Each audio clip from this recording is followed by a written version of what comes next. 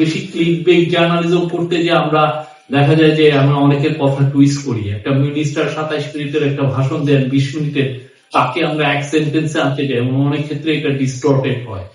এই যুগোপযোগী আমাদের সত্যিকার অর্থে টেলিভিশন চ্যানেল গুলো স্বৈরাচারের আমলে কি ন্যাক্কারজনক ভাবে তাকে তোষামোদি করেছে আমরা দেখেছি।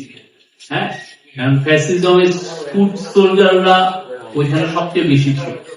আমরা আমার মনে আছে জুলাইয়ের পুরো মাস জুড়ে আমরা দেখেছি যে নিবেদিত কিছু ইয়াং জার্নালিস্ট, মোজো জার্নালিস্ট একদম 15-20 হাজার টাকা পায়, তারা জনগণের সাথে দাঁড়িয়ে প্রত্যেকটা নিউজ কালেক্ট করেছে।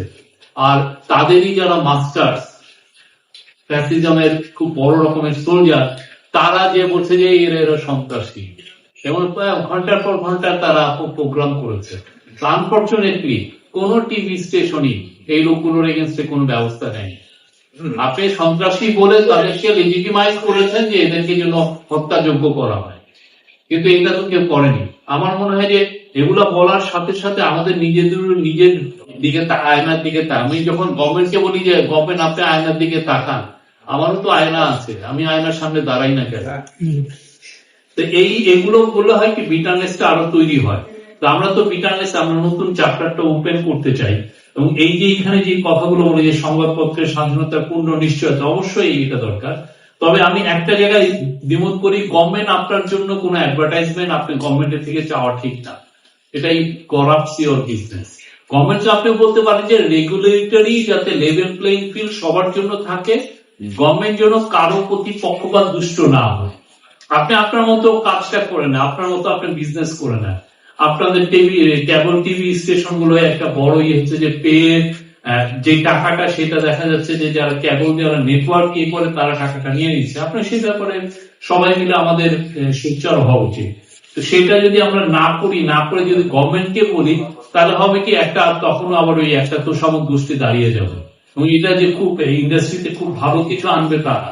আমরা অবশ্যই ভাইব্রেন্ট মিডিয়া চাই, এবং অলরেডি 6 মাস বা এরও আগে আমাদের ইন্টারিম গভর্নমেন্টের সময় বাংলাদেশে আমি মনে করি যে খুবই একটা ফ্যান্টাস্টিক একটা স্বাধীনতা আছে। মানে কোন সংবাদপত্র বা টিভি বলতে পারবে না তার সংবাদপত্র সংগ্রহে গভর্নমেন্ট বাধা হয়ে দাঁড়িয়েছে, বা তার একটা নিউজকে জোর করছে যে তুমি এটাকে রিমুভ করো। খুবই কম, হয়তো খুব রেয়ার ক্ষেত্রে, এবং সেটা হয়তো বা ফ্যাক্ট চেকিং এর কারণে হতে পারে।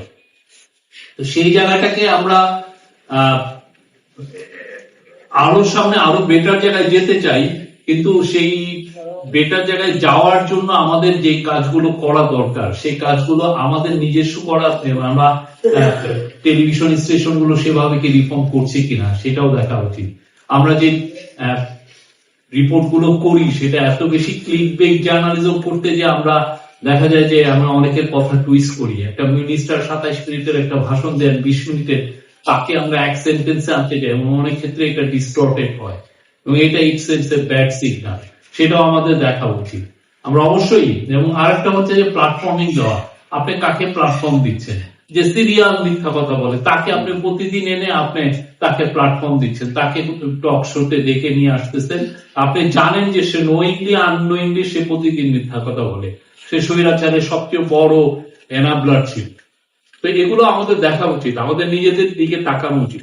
আমি আর কিছু বলবো না। আমার মনে হয় যে খুবই ভালো উদ্যোগ, বাংলাদেশের টিভি ইন্ডাস্ট্রি আরো ভাইব্রেন্ট হোক,